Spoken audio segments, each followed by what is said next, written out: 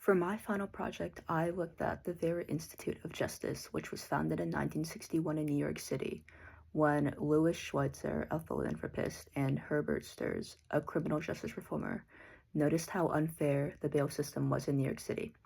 At that time, a lot of people were behind bars before trial just because they couldn't afford to pay bail. They started researching the issue and working with other criminal justice advocates to develop a solution to this. They tested whether people could be safely released based on factors like family ties, employment, and community connections instead of a required money bail.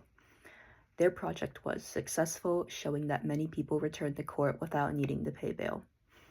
These findings led to the Federal Bail Reform Act of 1966, which set up new procedures for the release of federal prisoners charged with non-capital offenses. The law especially protected those who couldn't afford bail, stating that they should generally be released before trial unless there was clear evidence that they were likely to flee or be a danger to others before then. Their effort was called the Manhattan Bail Project, and it led to the founding of the Vera Institute. Their work aims to transform the criminal justice and immigration system so that money is no longer a tool to buy freedom, so that less people are incarcerated, and that those who are incarcerated are treated with dignity. Their main goal is to end the criminalization and mass incarceration, especially of people of color, immigrants, and individuals experiencing poverty. Some things that made me want to support this organization was how widespread their efforts are and the impact that they have had. So far, their work includes the initiative to end girls' incarceration, which aims to zero out the incarceration of girls and gender-expensive youth in the country's juvenile legal system by 2030. Because most girls and gender-expensive youth in this system are incarcerated for low-level offenses that are not a threat to public safety, they partner with government and community leaders to help develop solutions based on individual community needs, while also advocating for bigger policy changes, both at state and local levels. Their initiative has helped New York City achieve a 90% drop in annual girls' long-term placement admissions and a 70% drop in annual girls' detention admissions between 2016 and 2020. Their Opening Doors to Housing initiative establishes policy recommendations for public housing authorities, including shortening the time frame that conviction histories are considered for public housing admission to 3 years or less, so that people won't get penalized for being incarcerated years ago, screening public housing applicants for a limited number of convictions and not for arrests, discontinuing policies that kick people out of housing after drug use or criminal activity is suspected, and instead using a case-by-case decision-making process when deciding if an individual can still live in public housing, and also allowing people on parole or probation to live in public housing. Their Redefining Public Safety initiative works to expand civilian crisis response programs, limit traffic stops for minor violations that don't affect public safety, and build public safety-centered infrastructure with the goal of making communities safer. Finally, the Reshaping Prosecution initiative focuses on diminishing the number of people who entered a criminal legal system with the belief that communities will be safer as a result. To do this, they work with prosecutors to research alternatives to traditional prosecution.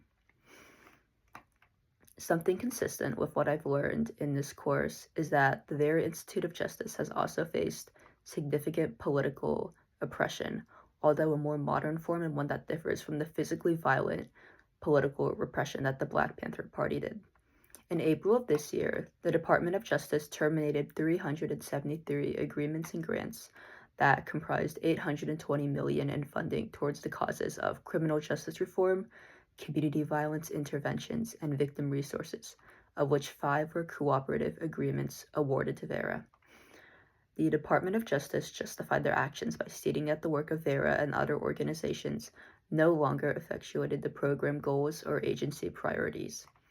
These terminations went through without prior notice or formal evaluations beforehand, and Vera is currently involved in a class action lawsuit with the other affected organizations to challenge the government.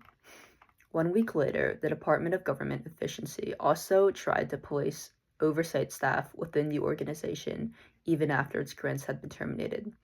Vera resisted this, stating that the oversight demand had no legal basis and was a form of intimidation.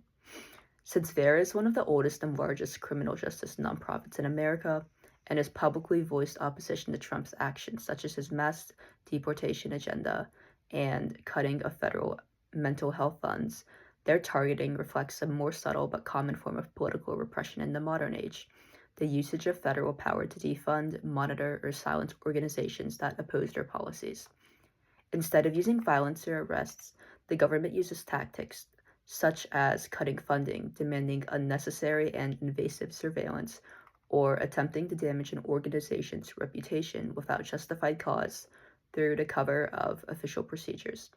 In this way, the Vera Institute illustrates how political repression today maintains a look of fairness on the surface while avoiding public backlash. While I learned many new things about the domestic criminal legal system in this course, something new I learned from researching the Vera Institute was the concept of universal representation, which resembles a public defense system for individuals facing deportation. There is no guaranteed right of an attorney for people facing detention and deportation.